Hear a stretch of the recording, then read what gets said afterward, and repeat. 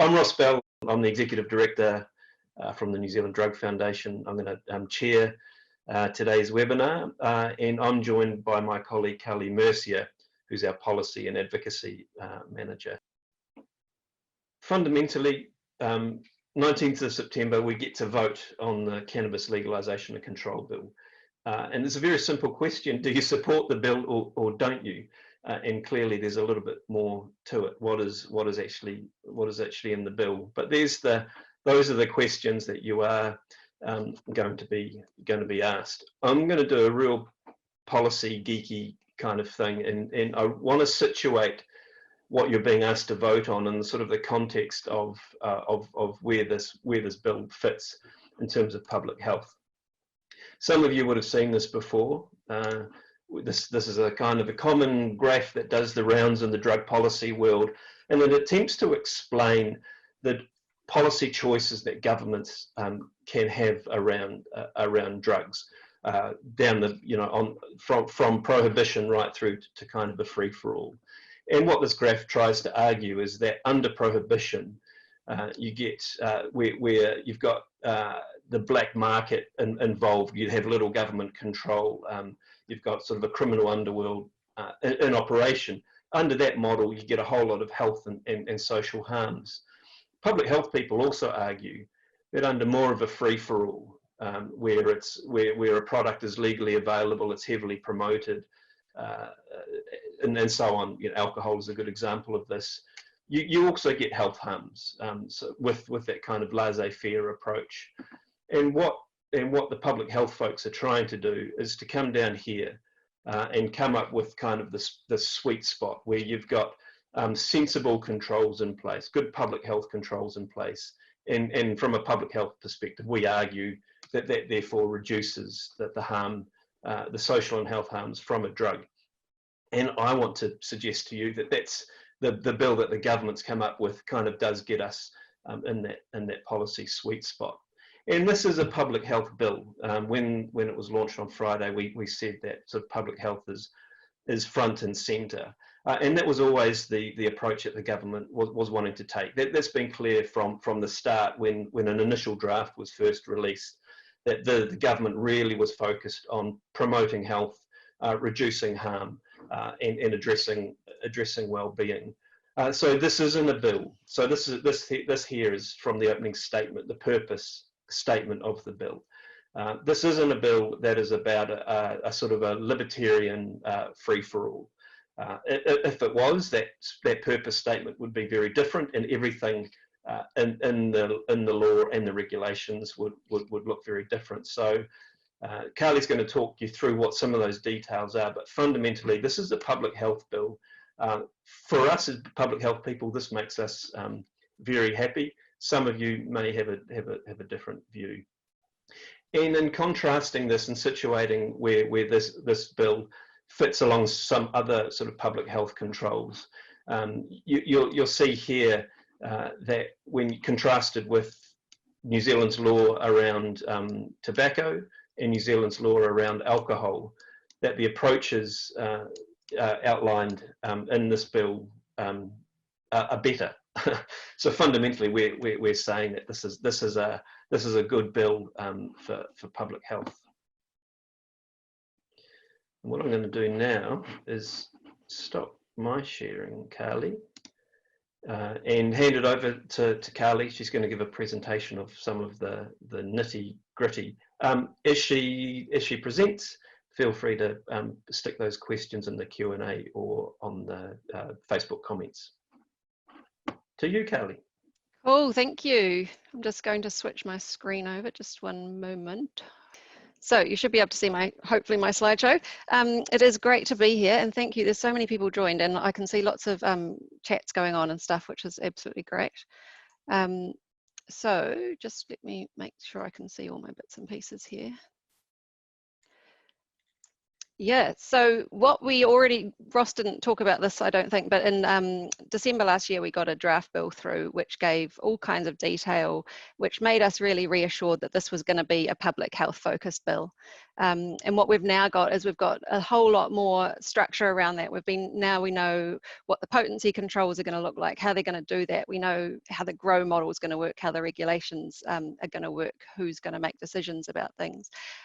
We know how the Crown's planning to work with Māori and other communities that have been really that have suffered the most under prohibition and so on. So we're really happy with the bill. It's given us answers to an awful lot of questions.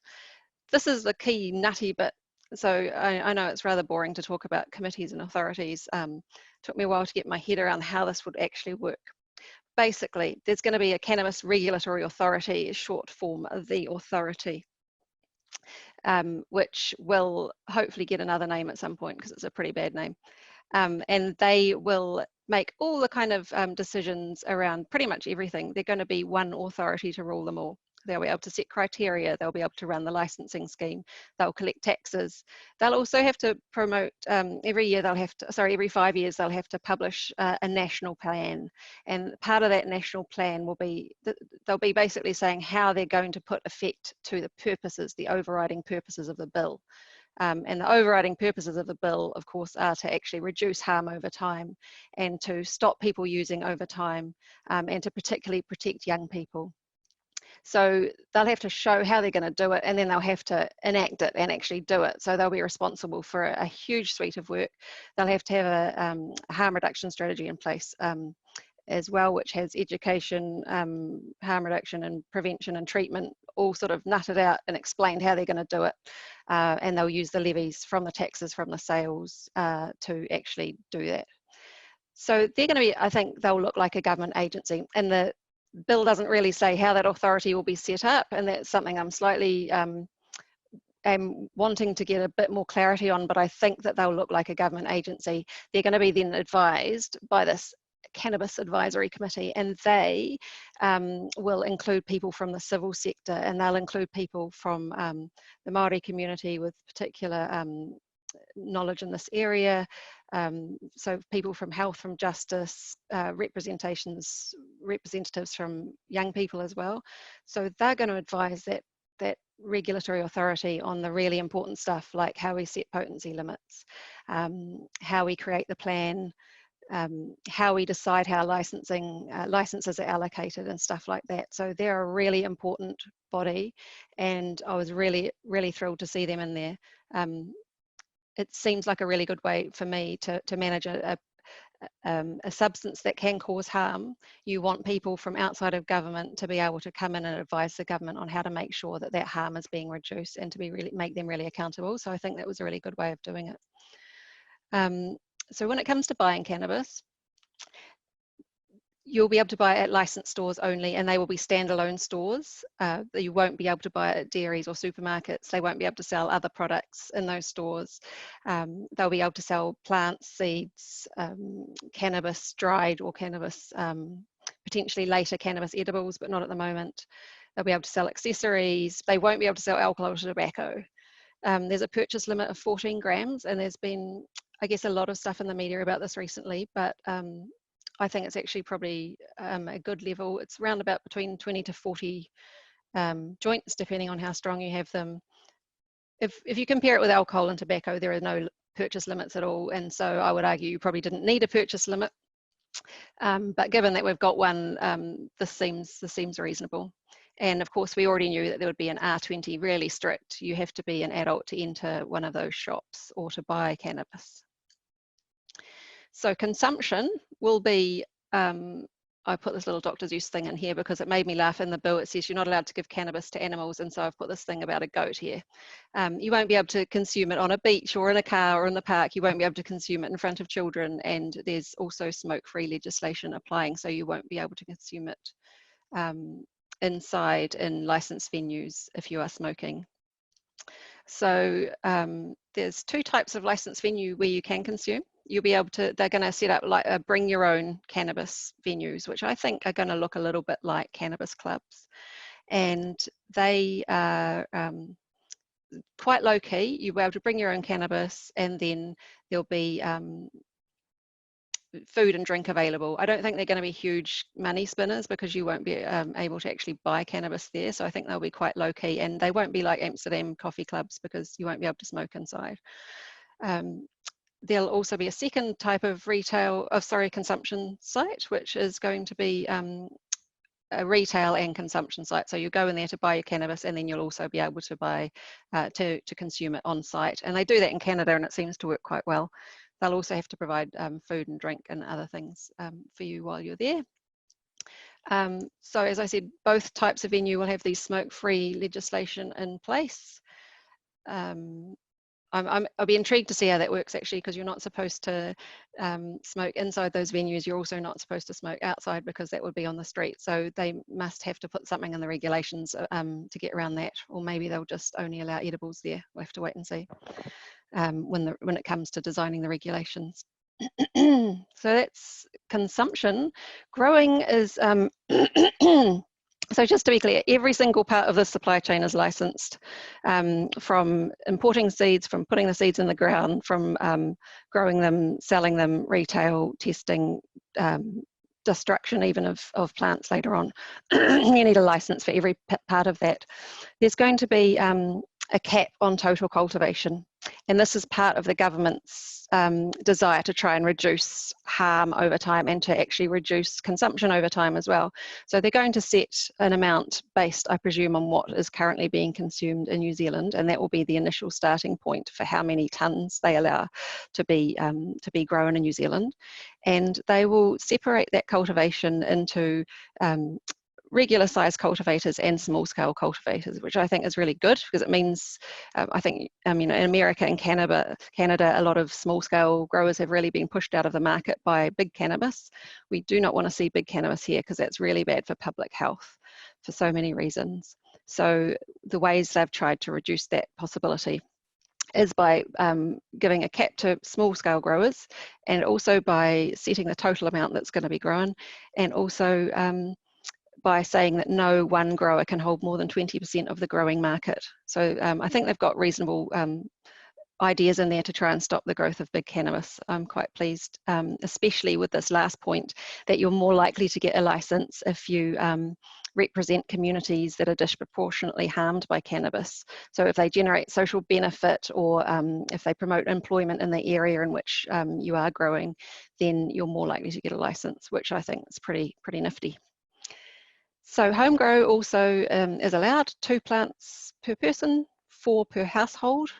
That's quite a low number, many people have argued, especially patients that have talked to us.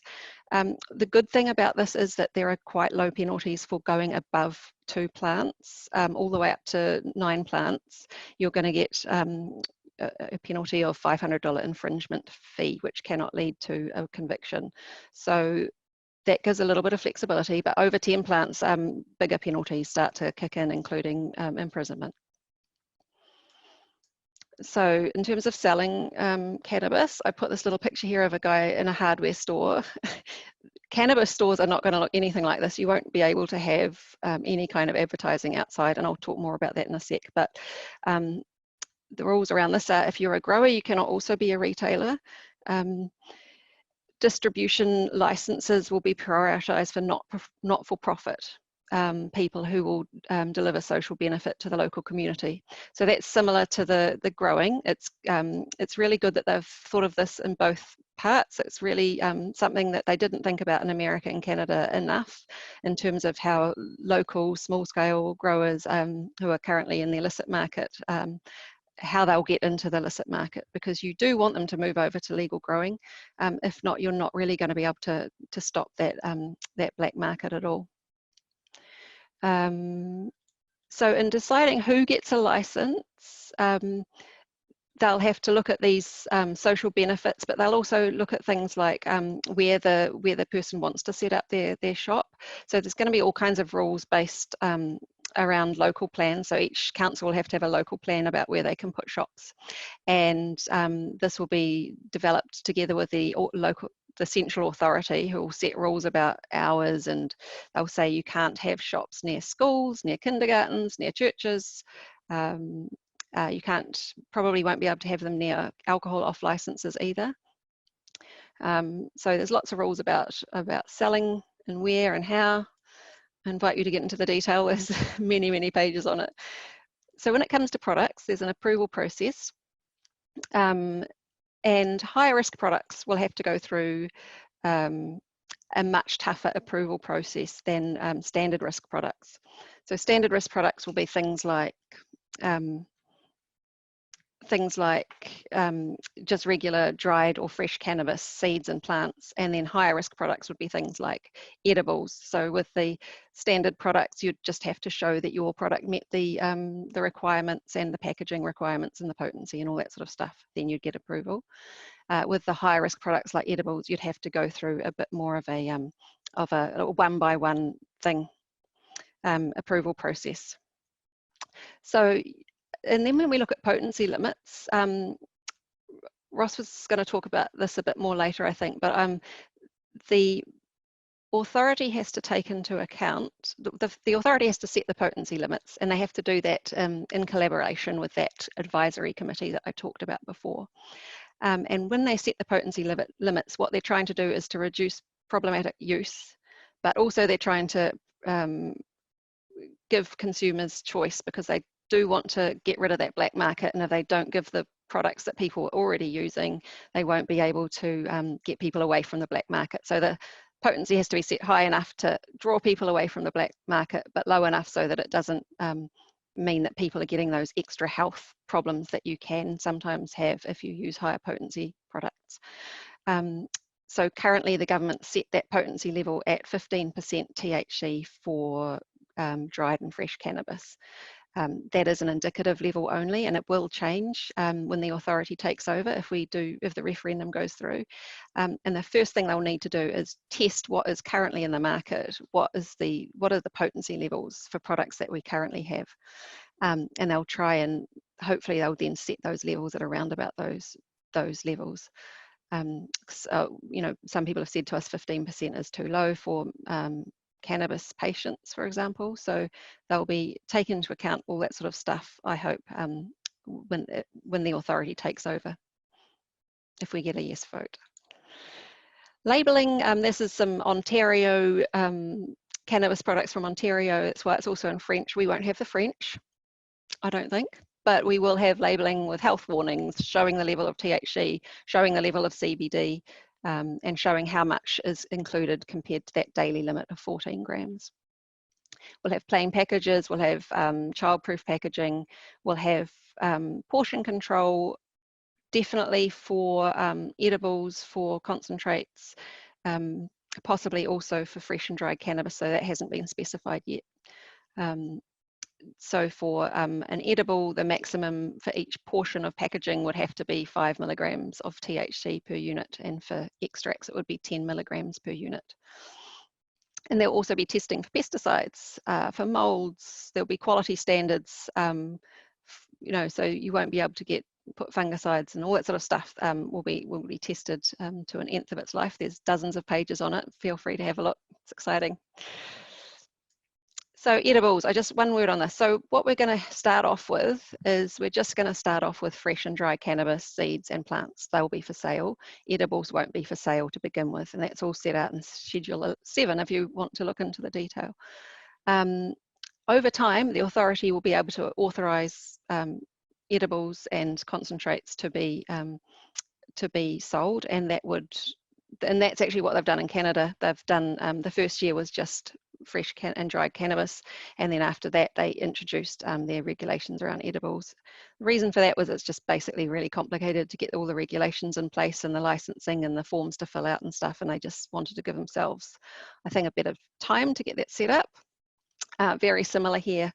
That time's really essential, and I think the way they've done it is quite good. They've put really strict rules in there around no products like in this picture, so you won't be allowed products that can appeal to children.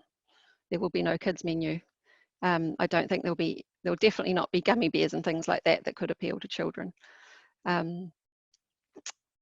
The cannabis edibles, as I said before, would have an elevated, oh sorry, what have I done here? elevated risk status. So that means that approvals would be on a case-by-case basis. You definitely won't be able to sell cannabis drinks. You won't be able to mix it with alcohol or tobacco. What else? They've put in something there about edibles have to be baked and ready to eat and not require refrigeration or heating. And to be honest, I'm not sure where that's coming from, but that's okay. As with all the rules, they could change over time based on what the authority decides. There's also in the bill a novel cannabis product test, and I think that's really cool. It's about saying that if it's not the type of product that's being used in New Zealand already, there's no need to introduce it, so that we don't end up having a proliferation of hundreds of different types of products as we've seen in some countries. That's not great because it encourages new people to try cannabis who wouldn't otherwise use it. And so we've really encouraged the government strongly to keep that list of products quite small, because we want to keep it to what we've got anyway. Our aim is to get people away from the black market. Our aim is not to get people using cannabis who wouldn't otherwise have tried it. So I think the bill really strikes that balance quite well. So regulations, advertising, no, this is not allowed at all. In fact, this is one of the biggest fines in the bill. I think probably the biggest fine I found was for this, $720,000 you might pay if you advertise your cannabis product, which is, I think, quite a good deterrent. So that even the shops are going to be really, without advertising, you'll be able to put outside what your name is, but you won't be able to put anything about no products, no adverts about what's inside the shop at all. It'll be pretty much just the name of the person who's running the shop. And you'll have to know where you're going and be going there specifically, basically. Inside the shop, you can put you can display your standard risk products such as cannabis, dried and fresh, but you can't display your elevated risk products such as edibles. No products can be visible from outside the shop at all. You can't have sponsorship, freebies, games, sales, lotteries or giveaways, any of those things that we sometimes have for alcohol. No sports games will be sponsored by cannabis. These are really great public health regulations, which we're really pleased about. Pricing and taxation.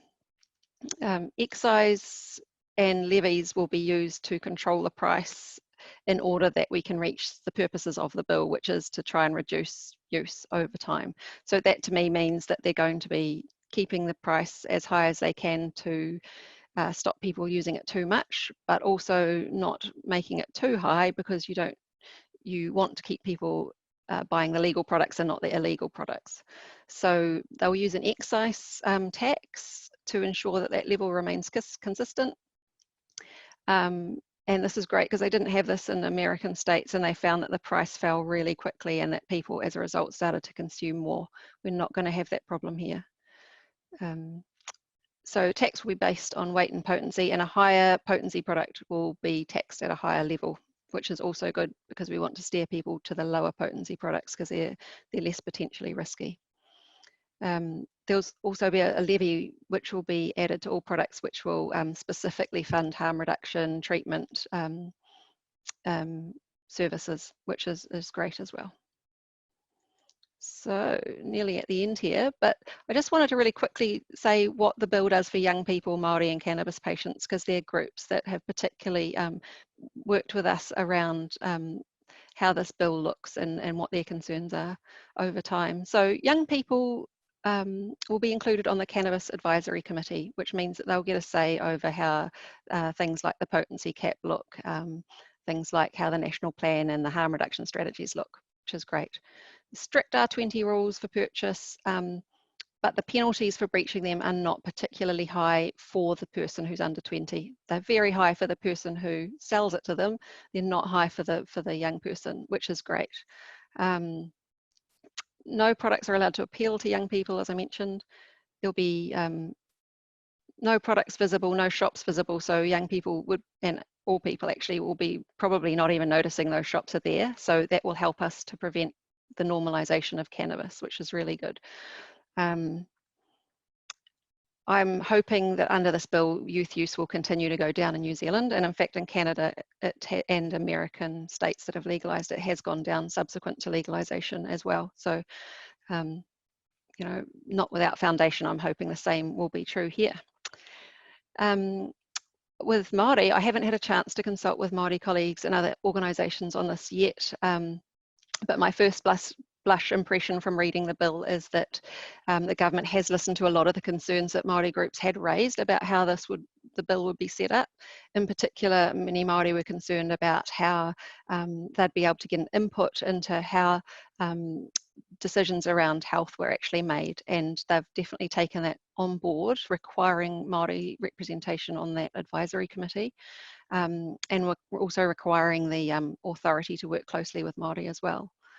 Māori will also be involved in doing this. There's going to be a 5-year yearly review of the bill to make sure it's achieving its purposes, and Māori have to have a big input into that. And also, when we look at how we allocate the annual cultivation cap, the authority has to look at how that will affect Māori as well. So, and the fact that a portion of that cap also goes to small-scale growers will inevitably benefit Māori and rural people who've been growing illegally and bringing them into the legal market. So I actually think there's quite a lot to be pleased about from a Māori perspective in this bill. But I look forward to a discussion with colleagues about that over the next weeks. And in fact, we're going to hold a session specifically on that, hopefully in the next couple of weeks. So you'll be hearing about that too. In terms of cannabis patients, as you'll know, we do have a separate regime for medicinal cannabis, which went live very recently. So this bill has not been built to cater for patients. However, we are really clear in our minds that legalised cannabis will mean better, easier, cheaper access to a wider range of products for patients, because, you know, there are various concerns at the moment that the medicinal regime is not going to provide people as they would have liked. Patients will be able to grow at home, which we would have argued should have been allowed under the medicinal cannabis regulations, but weren't. So that's good. It is quite a low plant limit, as I've said before, but patients will be definitely better off than they are currently in that regard. And it's also worth noting that the regime's been built to allow small-scale growers to get licenses, and this, I hope, means that many of the green fairies that are currently supplying patients will be able to enter that legal market. Yeah, so I'd say overall some good and some bad for cannabis patients in the bill, but overall better than prohibition. And yep, that's pretty much all I wanted to say. I just wanted to give one reminder though, from that table Ross showed at the beginning, that how this stacks up compared to alcohol and tobacco legalisation is that it's pretty good on almost every count. It's stricter than what we do with alcohol and tobacco, and I'd kind of like to see this actually used as a model for what we do with alcohol in the future. There's many things we could improve there. I've given these websites here. If you want to get more into the detail, you can go there and see all the detail and all its glory. So yeah, over to you, Ross, for a bit of question and answer. Yes, indeed. Cool. Thanks, Carly. So questions have been flying in, and what I'm trying to do, there's a few different groups of questions. There's some people having questions about whether legalisation is a good thing or not. I might put those to the side, and maybe if we've got time to do that at the end, because I didn't want to have use this session as an argument for and against legalisation. The main purpose of the session really is to focus on, you know, what's in the bill and what are some of the strengths or weaknesses of it. Some people have questions around sort of the politics of the bill, which fascinate me greatly, but again, we might need to put some of those to the side. There's some quick campaign questions there about messaging, but I'm going to first focus on some of the more technical questions around, you know, that you've had around the actual bill. And I have questions coming in on a different screen, so you'll just have to excuse me as I look away on occasion.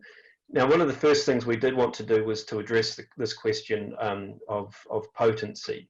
There's anyway.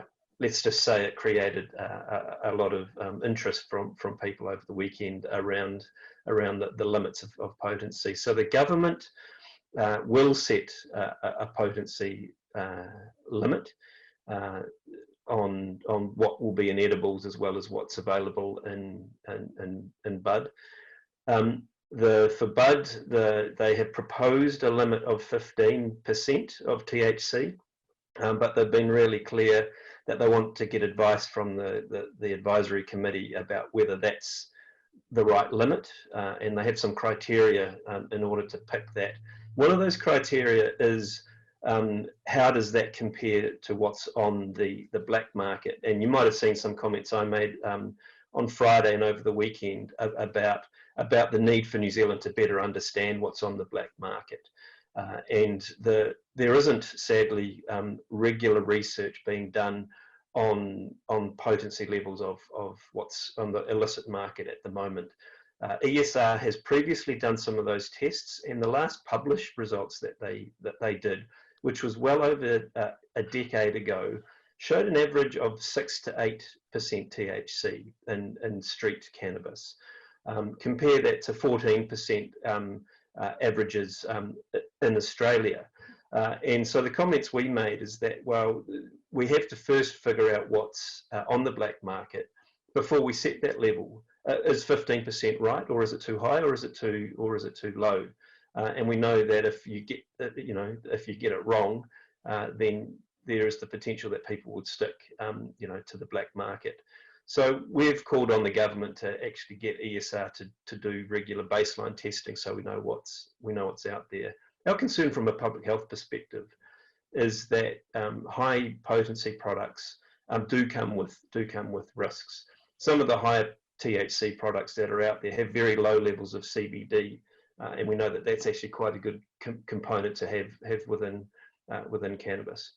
And some of you asked questions around will there be potency controls on home grow, and there won't be. So if you're a very good cultivator and you're able to cultivate 20% THC, you can do that within your household limit. But the potency limit will be on the stuff that you can buy from the store. But that limit is flexible and will be informed by the advisory group. So that was sort of to touch on the potency limit.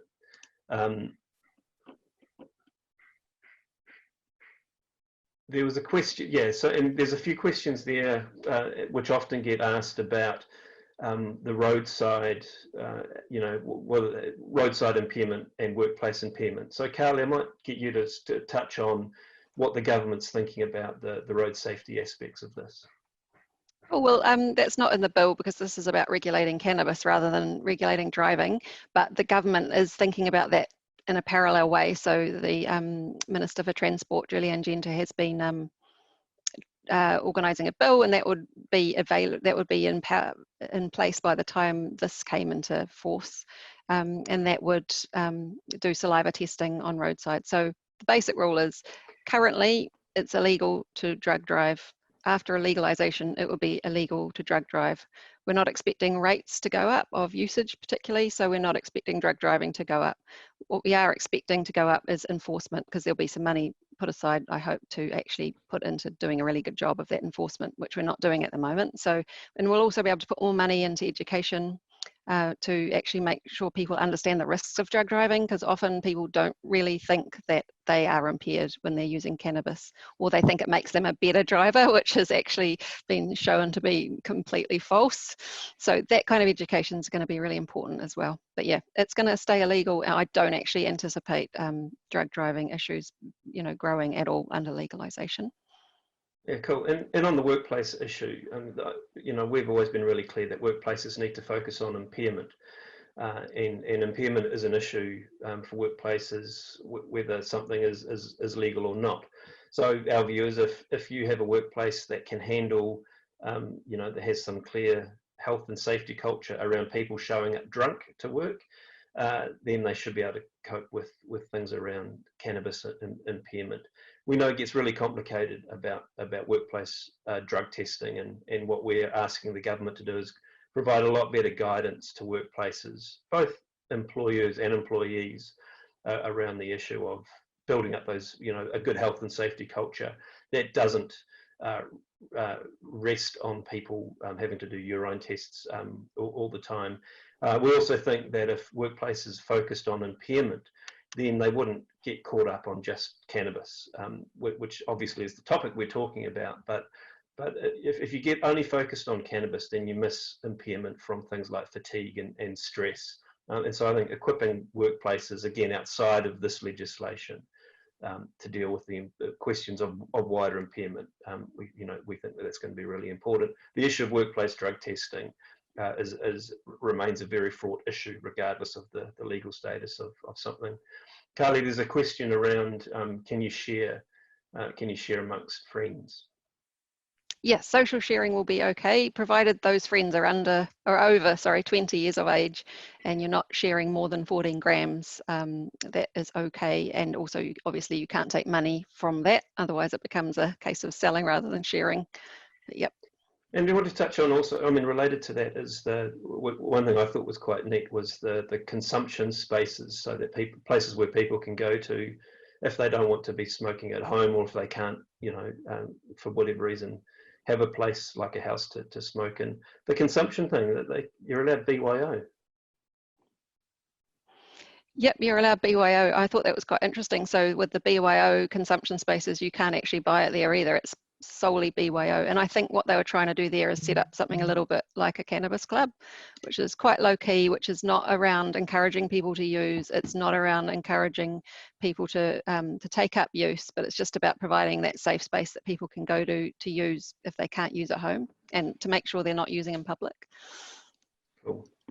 Just really quickly, on a technical matter, Facebook collapsed, and this is a worldwide problem apparently between Zoom and Facebook, so it's not our fault. It's not about our bad internet friends. The criminal records and licenses. Do you want to touch a little bit on that as well? There's a few questions around, if you've got a conviction, can you get a license? What are the rules there?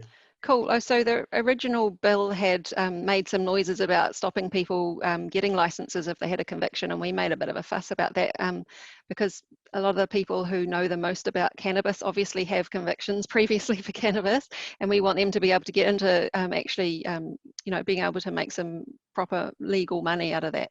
So yes, there are rules. If you're a manager or you're running a company, there are rules around what kind of convictions you can have or cannot have, but they will be decided, most of them, on a case-by-case basis. And the fact that you have a conviction for possession or use previously will definitely not rule you out from being able to grow or sell cannabis.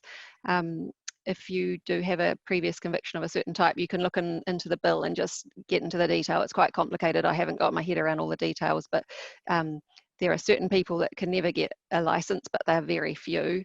Most people who have previous cannabis convictions will be able to still work in the industry, and I think it's encouraged. So that's great. Cool. So I'm just doing a bit of scrolling here as well. The advisory group, there's a question around Māori and youth representation on the advisory group. Do you know much about that? Well, just what it says in about a paragraph in the bill. Sorry, do you mean the advisory committee? Yes, the advisory committee. It said that they'll have to make sure there's representation there from iwi and Māori, and from people representing young people. Don't know, I saw a comment before about what age is a young person. Don't know that specifically. What I imagine is that there'll be people on that group who represent young people, like maybe agencies or organisations that work with young people, maybe one young person, I'm just guessing here. And there'll also be representatives on that committee from the health, justice and social sectors, which I presume means not just officials, but also civil society. That's how I've read it anyway. So people who really know about treatment and things like that also will be on that committee, academics maybe as well. So the idea of the committee is that the authority would have someone advising them that really knew what was going on the ground, knew how this was affecting communities, and different regions as well, and that could really advise on, how do we reduce the harm from cannabis? How do we make sure people are getting fair and equitable access to growing licenses and to selling licenses and all that sort of stuff? Cool. Right. Hey, there's quite a bit around edibles, so I'm going to try to package up a series of questions. So there's a challenge around, why is this allowing gummy lollies? So I'll get you to touch on that. Why is the government allowing edibles? Because of the, particularly when you see the problems that they've caused overseas, but there are some other people with a different view saying actually edibles and other ways to non-smokable ways to consume cannabis actually have a whole lot of benefit as well. Do you want to try to paint a picture about what the thinking might be around around edibles? So I think what they're trying to do is, over time, they are trying to provide access to edibles because they're better than smoking in some ways. Like, there's not the danger of emphysema and other health risks that you can get from smoking cannabis heavily. But also the problem with edibles is that sometimes it's harder to self-titrate or to know how much you've used, and so therefore it's easier to use too much. So that's the balance that they have to strike. I think what the government's trying to do with the way they've drafted that is just let us get the market established for regular cannabis, then we'll look at edibles. They've given us opportunity to really get an edible market going. However, they don't want a huge proliferation of products like we have in America and Canada. They want to keep it as tight as they can. And so all of those applications to sell edibles will be done on a one-by-one basis, following various health criteria. So the authority will have to go, oh, is this a novel product? Is this a product we haven't had before? And therefore, is it something we shouldn't have here because it's going to encourage people to try new products? Or is it a novel product that's actually a great idea because it's going to reduce harm from using cannabis overall, say because it stops people smoking or whatever? And so the authority will be able to make those decisions, and they'll be able to go, well, actually, you know what? I think this is a really good product. It's going to reduce harm. It's not going to encourage new users to try cannabis. Therefore, we should allow it. So I think that the way they've set it up is actually really sensible. It's going to be slow, cautious, considered. It will mean we don't have as much fun in the cannabis market as people might have overseas. Like, there won't be, interesting new products every week popping up, but that's a public health decision that they've made because it's more important that people who are at risk of using products have those health regulations put around it to make sure that, young people are not encouraged to try it because they look like lollies or whatever. That's just really important from a public health point of view. So I think they've struck the balance quite well. I think it'll take a wee while to bed itself in and become established, but I think eventually we'll probably be seeing brownies and chocolates and that kind of thing. We probably won't be seeing lollipops and gummy bears, and we won't be seeing drinks. So yeah, they've struck a balance. Cool. And there's a few things around tax. So there's a thing related to tax and where it's going to go. And then also related to that is a potential kind of benefit, economic benefits. Do you want to touch on those two things? Economic benefits in terms of who gets them, do you mean? Yeah, where does so what are the economic touch on benefits the report, the NZIAR report. Oh yeah, sure. So and then also the slice of money to harm reduction.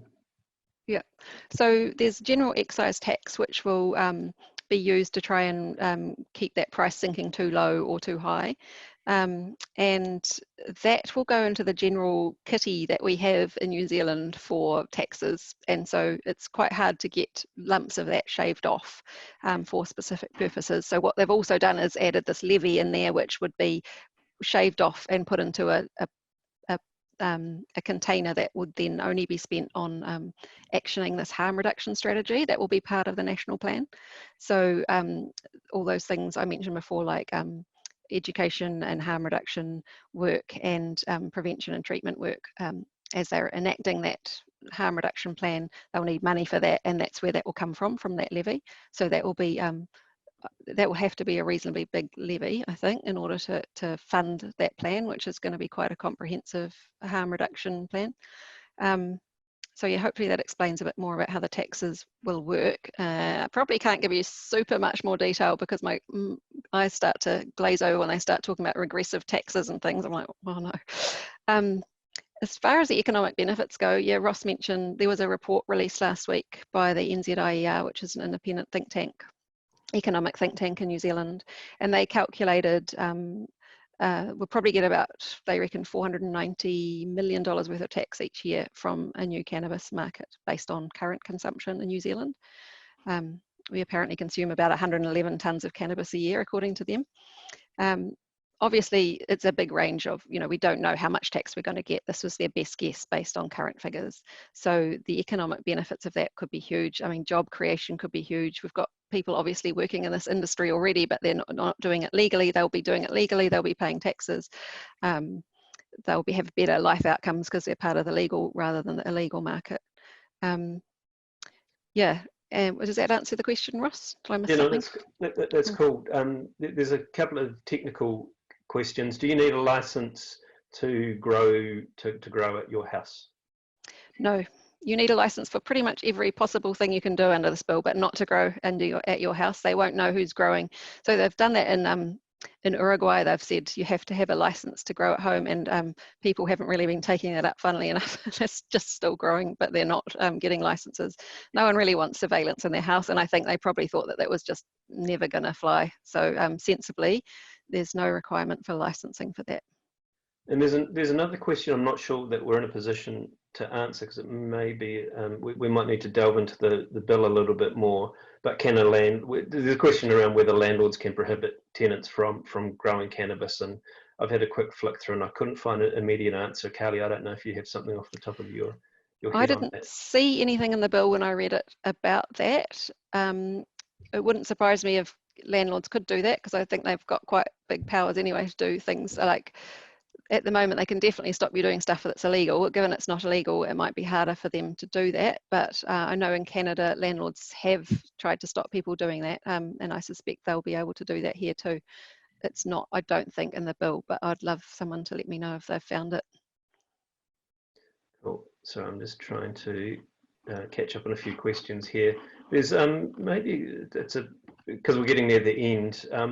There's a question there, and I'm wondering if you want to expand on the answer there around the kind of conceptual, what do you think New Zealand's going to look like in terms of the market? So, but the question is there scope for small growers forming co-ops? Just wonder if you want to delve a little bit more into the micro cultivation and the market caps, and what do you think the New Zealand market will actually end up looking like? Well, look, so much will depend on the authority and how it decides to make its decisions. So at the moment, they can set a cap. So they've got a total growing allowance, and a percentage of that will go to small growers. They haven't said what percentage though. So if the authority, on the advice of the committee, says, well, let's make that 50%, that would look quite different from if they said, let's make it 5% for small growers. So I'm hopeful that the committee will be the right people, and that they'll advise the authority, and they'll be the right people, and they'll give the small growers, a reasonably big chunk of the overall cultivation cap.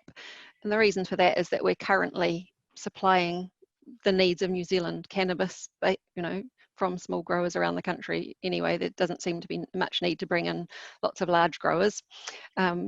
So that will determine that. In terms of how it looks for New Zealanders conceptually, I think very little will change. I don't think you'll even notice that it's happened, because the shops won't be visible, the cannabis clubs won't be visible. You won't notice them walking down the street for sure. People won't be allowed to smoke on the street. You won't smell it around. I mean, some people may break that rule. They already do. Sometimes you do smell it around. But I think people are going to be surprised at how little it changes the world. It won't be in the dairies. It won't be in the supermarkets. What you might see is you might see more education around the dangers of drug driving, and more education around the dangers of using cannabis heavily when you're younger and that kind of thing. But I doubt you'd notice much more of a difference, to be honest.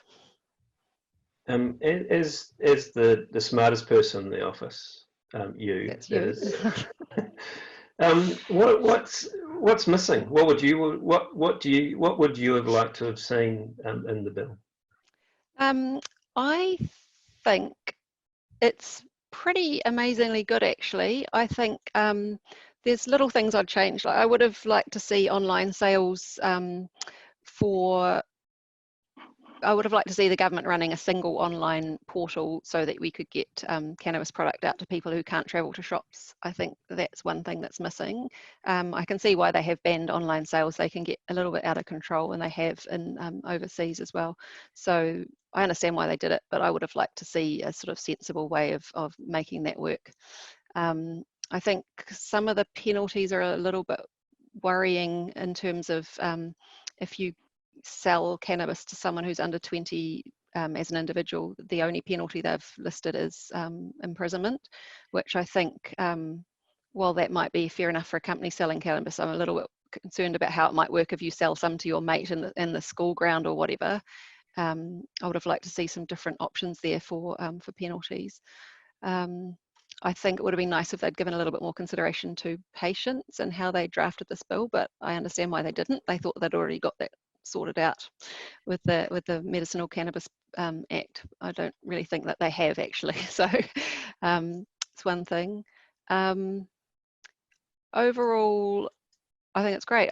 The one other thing is that they haven't specified that the bill is there to help people who are most harmed by cannabis, which is that 20% of people who use sort of 80% of the product. And they, I think, are the key consideration in all of this. I think the bill will actually help them just by the way it's done. And I think they have been in the mind of the government, but they haven't actually specified that that's one of the key objectives, is to help them. So that's something I would have changed. But overall, really good. Those are just small things. And don't forget, guys, we've got the select committee process, which will happen if the referendum passes. So we'll have a chance to actually input onto this stuff anyway before the bill becomes an act. So yeah. Brilliant, thank you. Hey everyone, thanks. We've come to the end of the session. There's a ton of questions, and I do apologise that we haven't been able to answer them. Really good questions coming in. We're going to send out an email to all participants after this to get a gauge on what else you want to know about the bill. And so we'll put some information in there. We might have a Q&A or something where we can answer some of the questions that we haven't been able to get to. So some of that technical stuff we can try to help out with. Part of it's reading the 150-page bill, so let us do this. Some of the questions were still a debate around whether legalisation is a good thing, and people are putting up various arguments about that. We are happy to have those debates and discussions. We didn't want this session to be that, because this is more about the bill's just out and what's it about. We are planning to have more events like this. Some can be broader debates and discussions, others can be a bit more technical. So when that email does come out, any feedback you want to give us around the format, who you want to speak to, we can very easily get other experts on this if there's particular topics that you would want us to drill into. I think we're anticipating holding something like this every fortnight. And so let us know what works best for you. Any suggestions, any feedback, that would be really welcome. Again, folks, Facebook failed, and that wasn't our mistake. It was great to have you all on. Thanks for your time. And yes, there will be follow-up. Thanks, Fiona. Good to have you here. There will be some follow-up, and stay informed. Check out those various websites. Some of those questions, some of those more campaigning and political questions you had. Stay in touch with Health Not Handcuffs. It's more of the campaign we're going to be running around getting that yes vote. So jump onto Health Not Handcuffs. Jump onto the Drug Foundation's website, because we've got a bit of information there. And if you really want to delve into the detail of the bill, it's referendums.govt.nz has the bill and a whole lot of explanatory material from the government. Check out our website as well. Stephen's just put that up in the comments. We're going to end it now. Thank you very much for your time. Tom, the technical man, I think, is going to end us all, but it was great to have you, and thanks, Carly. Cheers. Great to see you guys. Thanks for joining.